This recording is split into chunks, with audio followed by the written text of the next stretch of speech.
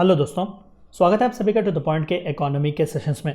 आज के इस चैप्टर में हम म्यूचुअल फंड्स के बारे में जानने की कोशिश करेंगे। देखेंगे कि दरअसल म्यूचुअल फंड्स होते क्या हैं और इनसे रिलेटेड थोड़ा बहुत इन्फॉर्मेशन जानकारी हासिल करने की कोशिश करेंगे। तो आइए शुरू करते हैं। What is a mutual fund? हम कई बार न्यूज़पेपर्स में, एडवर्टाइजमेंट्स में, टीवी चैनल्स वगैरह में देखते हैं कि म्यूचुअल फंड्स में इन्वेस्ट करें, आपको सेफ रिस्क फ्री जो है रिटर्न्स मिलेंगे। तो क्या ये कितना सही है और ये म्यूचुअल फंड्स दरअसल होते क्या हैं, जानने की कोशिश करते हैं। ठीक है, mutual funds collect money from investors and invest the money on their behalf in securities, debt, equity और बोथ। देखिए, जब हम शेयर मार्केट कहते हैं तो डायरेक्टली क्या होता है, आप जाकर शेयर मार्केट में अपना पैसा लगाते हैं, आप इक्विटी में लगाते हैं या फिर आप शेयर वगैरह खरीदते हैं या फिर आप गोल्ड वगैरह में भी इन्वेस्ट करना चाहते हैं तो वहाँ पर आप डायरेक्टली जाकर करते हैं।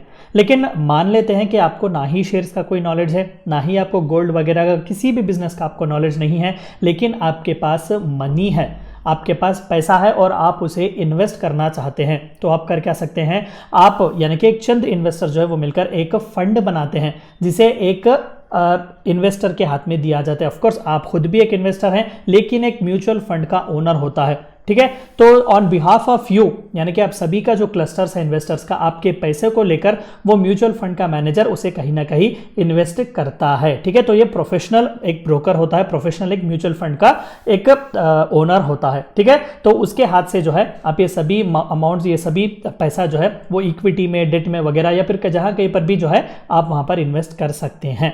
It charges a small fee for managing the money. तो वो प्रोफेशनल म्यूचुअल फंड्स का जो फर्म है या फिर जो वो पर्सन है जो इसे मैनेज करता है, तो वो जो है आपसे इसके लिए चार्ज भी लेता है।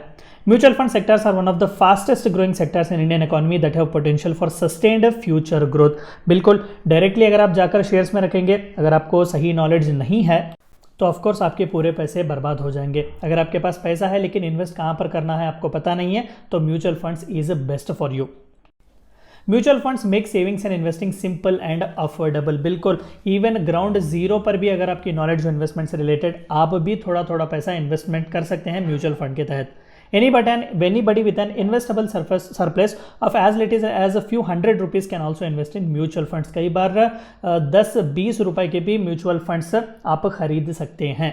The other disadvantage of mutual funds include professional management, diversification, variety, liquidity, convenience as well as a strict government regulation and full disclosure। जाहिर सी बात है कि हर positiveness comes with a negativity. तो यहाँ पर भी सबसे बड़ा इशू जो है म्यूचुअल फंड्स का वो यही है कि किस तरीके से प्रोफेशनल मैनेजमेंट चल रहा है। जिस म्यूचुअल फंड की कंपनी में आपने पैसा लगाया हुआ है वो कितने कंपीटेंट हैं, डाइवर्सिफिकेशन क्या है, क्योंकि कई बार अलग अलग लोग जो है एक ही जगह पर जब पैसा पूल करते हैं तो हर किसी का परमिशन वगैरह लेना पड़ता है। गवर्नमेंट भी बहुत स्ट्रिक्ट रूल्स एंड रेगुलेशंस यहाँ पर रखती है। तो ऑफकोर्स जाहिर सी बात है कि आप सभी को पता है कि म्यूचुअल फंड्स भी जो है वो securities exchange board of India SEBI he regulate करता है। ठीक है, तो सेबी के बारे में भी हमने ऑलरेडी कई बार देखा हुआ था। तो सेबी के पावर्स और फंक्शंस क्या है, ये रेगुलेट करता है मार्केट को, सिक्योरिटी मार्केट को, क्योंकि म्यूचुअल फंड्स भी डायरेक्टली कहीं ना कहीं सिक्योरिटी मार्केट से ही डील करते हैं।